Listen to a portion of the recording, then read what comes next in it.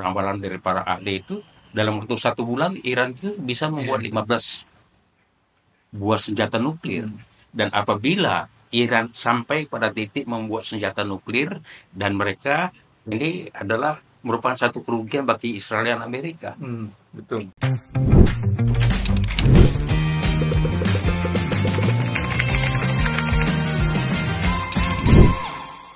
Assalamualaikum warahmatullahi wabarakatuh. Selamat berjumpa kembali dengan Panggung Belakang, yaitu acara setiap pekan yang dihadirkan oleh KBA News untuk para pemirsa yang kita mengulas soal-soal internasional.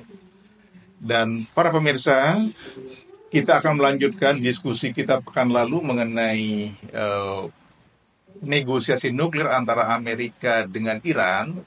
Tetapi sejak hari Jumat pekan lalu itu terjadi serangan oleh Israel ke Iran. Lalu Iran kemudian membalas serangan tersebut. Yang sekarang ini terjadi perang antara kedua negara.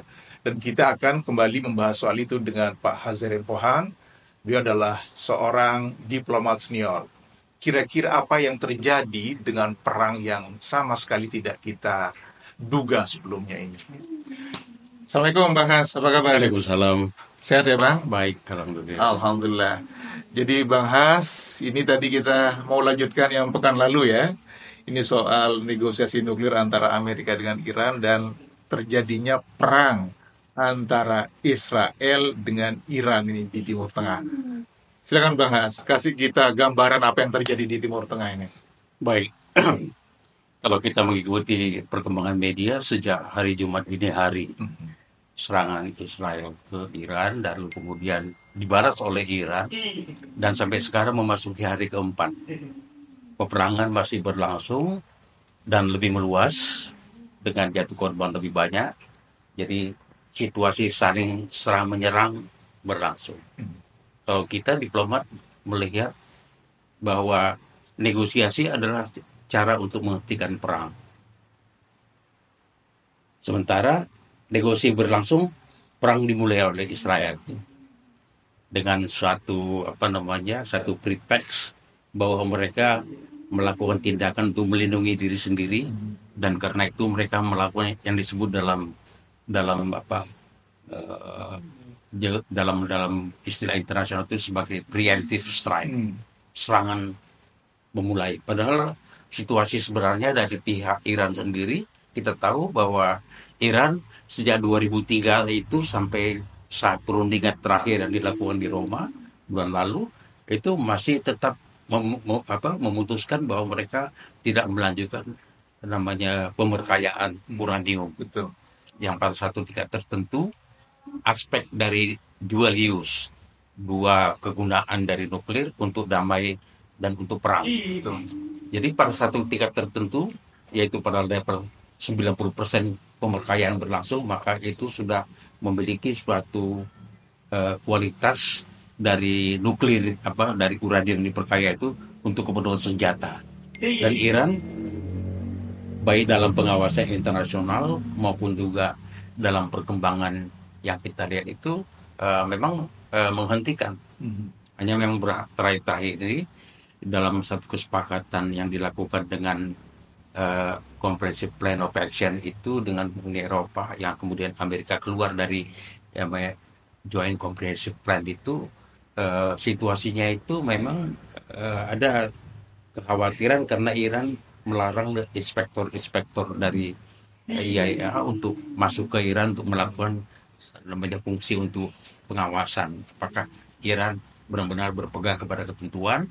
Seperti kita ketahui bahwa Iran sama seperti Indonesia adalah anggota dari NPT, Non-Proliferation Treaty, yang memang negara-negara yang berkomitmen untuk tidak mengembangkan senjata nuklir. Jadi negosiasi masih berlanjut, bahkan sebenarnya kemarin itu sudah akan dilakukan tapi digagalkan ya di pertemuan ke-6 yang kemarin itu harus berlangsung tanggal 15. Tapi kemudian ya wajar dalam kondisi seperti itu tidak mungkin perundingan bisa dilangsungkan. Cuma menjadi pertanyaan kita aneh ya kalau bisa perundingan dan Amerika sudah memberikan janji untuk untuk mencari jalan keluar dalam persoalan-persoalan pemberkayaan nuklir Iran ini, kok tiba-tiba Israel Menyerang Iran. menyerang. Jadi dalam bahasa diplomasi kita mengenal istilah yang namanya negotiating in good faith.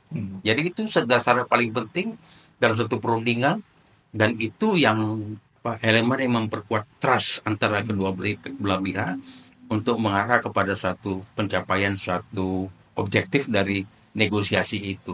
Tapi kalau satu pihak kelihatan di sini, Amerika misalnya, apakah Amerika betul-betul menjadi seorang mediator yang netral dalam hal ini? Tapi fakta-fakta maupun statement dari pejabat Amerika mengatakan mereka pantas kalau dikualify sebagai complicit, yaitu Terlibat. secara diam-diam memberikan tacit approval kepada Israel untuk melakukan penyerangan. Betul. Yang dari awal Israel itu sudah mengindikasikan akan menyerang, yaitu tadi dengan Dan Trump sudah mengatakan sebelumnya, ya. Sebelum terjadi serangan itu Trump sudah ngomong sebetulnya. Jadi sebenarnya kalau dari segi hukum internasional, persyaratan untuk preemptive strike itu, serangan di awal itu tidak qualified. Ya ini para ahli internasional lebih paham dalam soal ini. Kesimpulan seperti itu, bahwa nggak ada alasan bagi Israel di tengah perundingan kemudian dia melakukan penyerangan kalau tidak ada satu tacit approval dari Amerika. Jadi kelihatannya nih Bang, namanya itu doktrin Bush dulu yang 911 itu kan, sebetulnya dia melakukan preemptive strike ke Irak, ke Afghanistan segala macam kan. Nggak nemu apa-apa di sana. Betul. Kan? Jadi ini juga satu preemptive strike yang tidak qualified, dan karena itu juga ini kalau yang bahwa Iran akan mengambil sikap dalamnya, tadi kita sebutkan bahwa Iran menghentikan negosiasi. Betul. Ya kan, karena memang tidak mungkin dalam situasi perang itu negosiasi dilangsungkan, dan itu satu hal yang aneh gitu. Lalu kemudian ini situasi serang menyerang masih terjadi sampai hari ini, korban jatuh. Nah sekarang kita melihat ini memang kalau dalam kacamata saya melihat hal ini bahwa situasi ini apapun bisa terjadi. Pertempuran antara Israel dengan Iran, ini juga kita tidak tahu bagaimana perkembangan selanjutnya dalam hal ini. Dan kalau mengatakan bahwa Iran telah menyerah dalam ini, sangat jauh dari Betul. karena serangan yang dilakukan itu dan program nuklir Iran itu sendiri, kalau menurut keterangan dari pejabat dari Iran sendiri, ya masih bekerja dengan baik gitu. Jadi itu yang pertama itu tadi, bahwa memang negosiasi dihentikan. Yang kedua itu yang jelas dalam situasi yang lebih volatile, lagi rawan seperti ini, yang kedua itu jelas bahwa ini memberikan waktu bagi atau alasan bagi Iran untuk melanjutkan program nuklir yang mereka hentikan tahun 2003. Dan ini tentu pimpinan tertinggi dari Iran, Ayatollah Khamenei, tentu melihat perkembangan terakhir ini bisa saja memutuskan untuk bahwa Iran memerintahkan untuk melanjutkan program nuklir dan sampai pada tiap penguatan senjata. Dan ini sesuatu yang dalam satu spekulasi para ahli hal yang memungkinkan. Dan walaupun dalam hal itu apabila Iran melanjutkan pemberkayaan karena memang tidak ada negosiasi dan tidak ada keterikatan, dan mereka apabila mereka menyatakan dirinya keluar dari rejim NPT, non-proliferation, itu sesuatu hal yang memang pernah terjadi. Korea Utara contohnya dulu anggota NPT, kemudian dia keluar dari NPT dan kemudian dia melakukan pemberkayaan nuklirnya sehingga sampai pada kualitas senjata. Dan itu Iran memungkinkan apabila karena ini itu sangat sensitif masalah kedaulatan negara. Mereka tidak ingin didikte. Kita tahu dalam sejarah bahwa yang namanya kerajaan Persia itu adalah superpower pada zaman dulu. Jadi quality mentalitas dari Iran itu sendiri, yang mereka merasa negara besar, mereka merasa berpengaruh, dan mereka punya kapasitas bahkan uang untuk membuat senjata nuklir itu. Dan mereka kalau dari teman-teman yang pernah ke Iran dan bertugas di Iran menyatakan situasi di sana itu sampai pada tahun terakhir itu normal-normal saja. Artinya pendidikan berjalan baik, kesehatan berjalan baik, makanan bagus-bagus, murah. Meskipun di embargo oleh Amerika dengan tahun-tahun. Iya, hampir 50 tahun di embargo, tapi situasi seperti itu. Jadi ini barangkali pada tahap pembatasan para petinggi-petinggi Iran saya kira salah satu opsi akan melihat ke sana. Cuma ya kita harapkan tentunya dalam hal ini negosiasi harus kembali ke meja perundingan, dan kemudian persoalan yang saya khawatirkan di sini sudah tidak ada lagi mediator yang handal. Iya, iya. Amerika sudah kehilangan kredibilitinya, Betul. Dia komplisit gitu kan. menjadi komplisit, jadi bagian dari sana, dan kita tahu bahwa dalam penyerangan itu sendiri itu kalau istilah itu gang up antara Amerika dengan Betul. Israel itu membuktikan itu, dan mereka masih mempunyai satu agenda yang sama, yaitu masalah Gaza. Betul. Ini Gaza ini satu tujuan yang dimana Amerika dengan Israel itu Iya. satu Iya. kata, Iya. ya kan, bahwa Gaza ditaklukkan. Apapun ongkosnya di sana. Jadi walaupun 55.000 orang sudah mati di sana, dan Amerika dan Israel tidak perlu di sana. Jadi yang perlu kita cermati ke depan itu adalah ini dari bahwa itu tadi satu mengenai kemungkinan Iran akan mundur dari NPT dan kemudian melakukan pemerkayaan nuklir dengan cepat, dan seperti ramalan dari para ahli itu dalam waktu 1 bulan Iran itu bisa membuat 15 buah senjata nuklir. Dan apabila Iran sampai pada titik membuat senjata nuklir, dan mereka ini adalah merupakan satu kerugian bagi Israel dan Amerika. Betul. Karena tadi keunggulan dari Israel yang diam-diam tanpa publikasi, tanpa ada official statement bahwa mereka telah memiliki senjata nuklir. Dan ironisnya justru Israel itu memiliki senjata nuklir itu mereka berada di luar rezim NPT.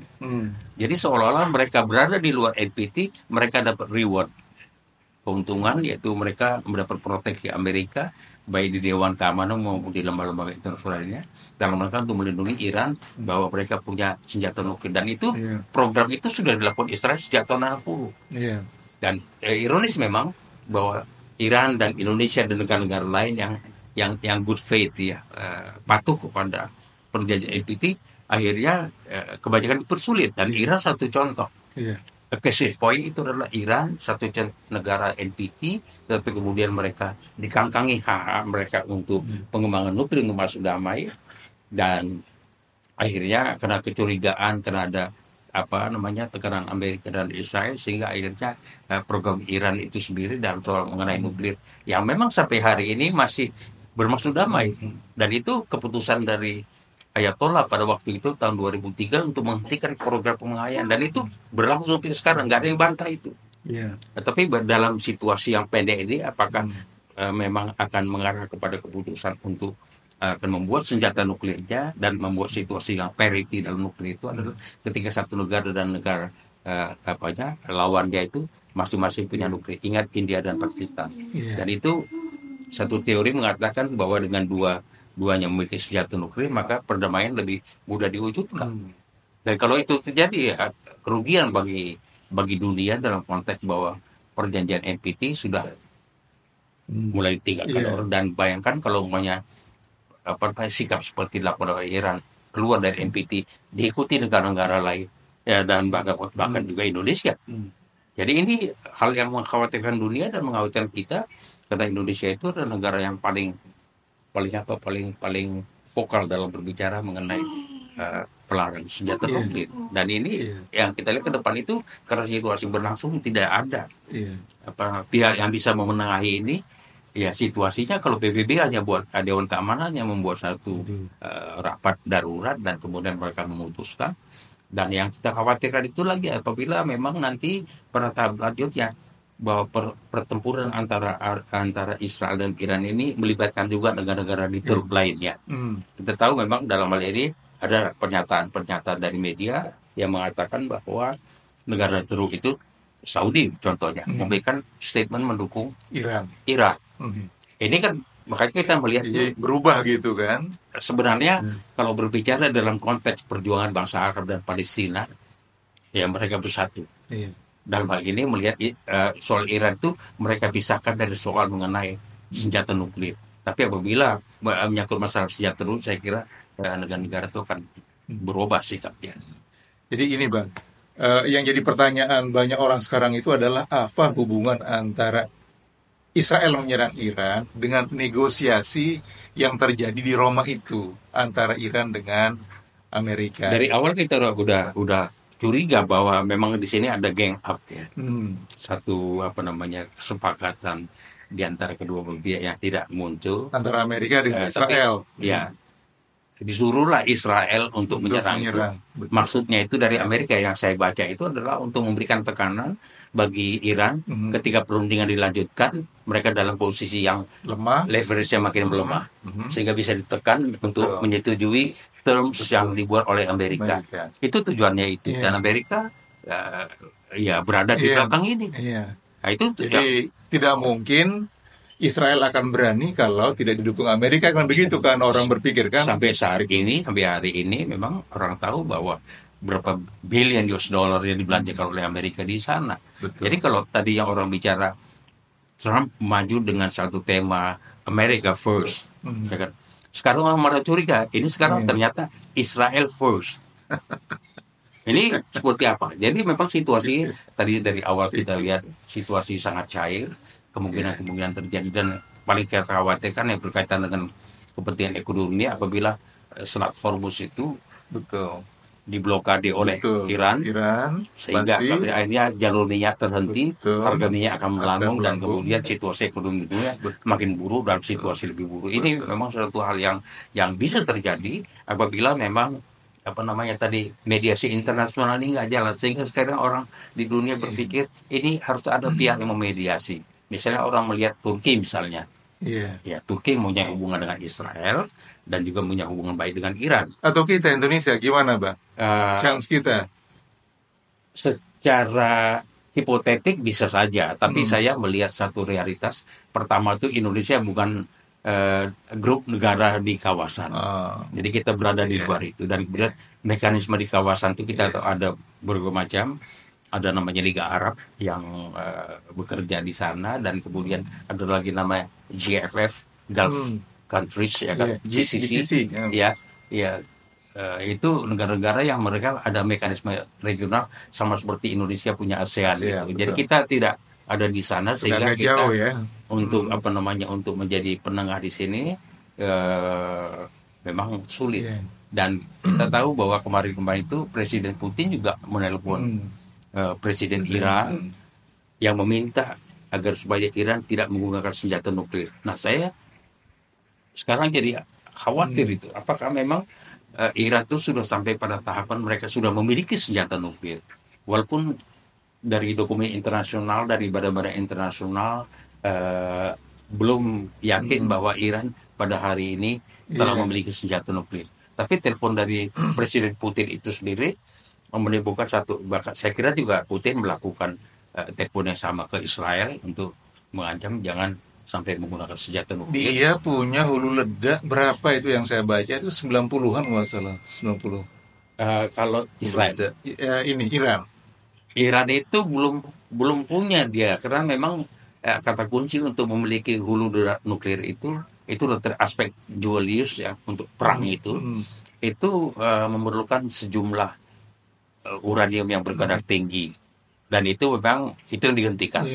Kalau itu diteruskan, barangkali dari kemarin-kemarin Iran sudah punya nuklir, tapi karena mereka maju ke perundingan dengan good faith yaitu, dan ternyata pihak parti-parti lain yang ada di sana tidak memiliki suatu niat baik untuk melakukan perundingan, sehingga akhirnya apa yang dibilang di perundingan dan apa yang terlihat sangat berbeda. Ini tentu mengecewakan Iran, dan saya kira Iran dalam hari ini juga sedang mempertimbangkan opsi apa yang mereka lakukan di sini.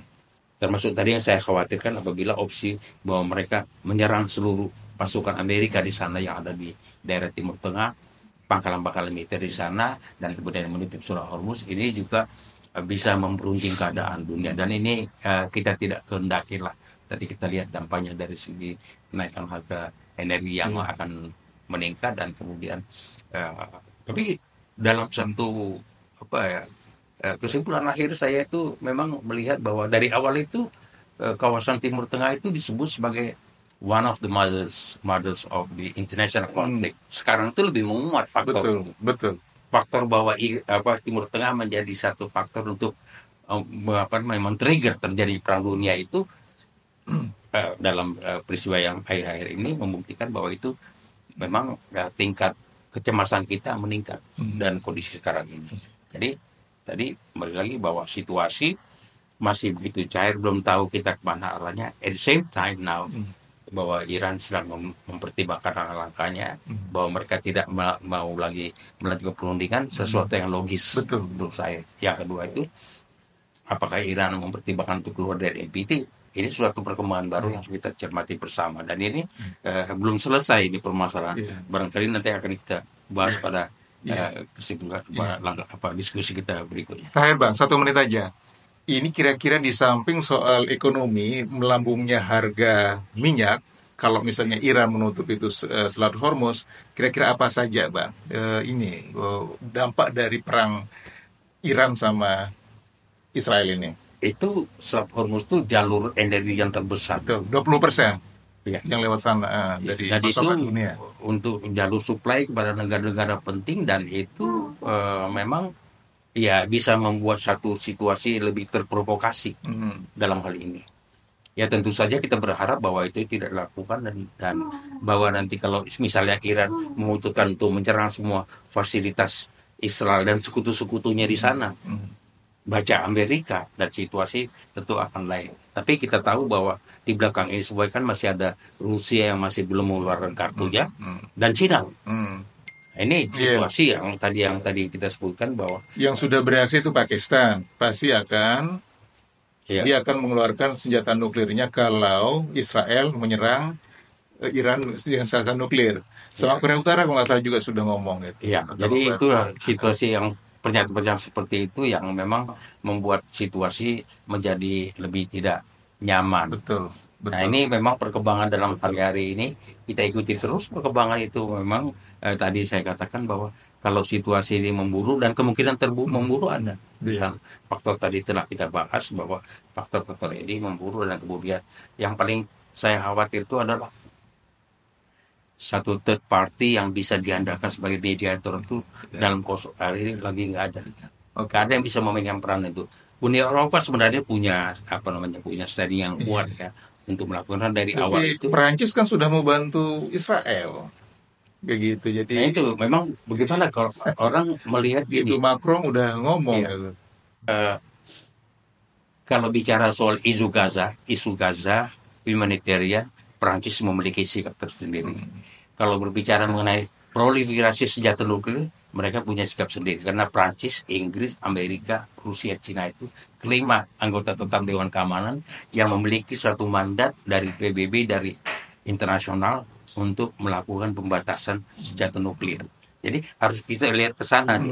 Ya, kalau bicara mengenai situasi di Gaza kemanusiaan, saya kira Perancis dan negara-negara lainnya semuanya masih membela untuk negara. Tapi kalau bicara nuklir ini memang itu tadi seperti negara-negara Arab yang telah dibicarakan. Ya barangkali kalau bicara mengenai proliferasi senjata nuklir, Arab Saudi bisa saja memiliki satu sikap yang berbeda dalam hal ini. Oke. Baik Bang Has, terima kasih banyak untuk penjelasannya dari para sahabat KBA News. Kita akan melanjutkan pembicaraan kita mengenai konflik di Timur Tengah antara Israel dengan Iran itu pekan depan. Kita akan memantau hari demi hari. Yang kelihatannya memang kalau saya menonton itu di YouTube tuh banyak sekali konten itu mengerikan isinya gitu ya.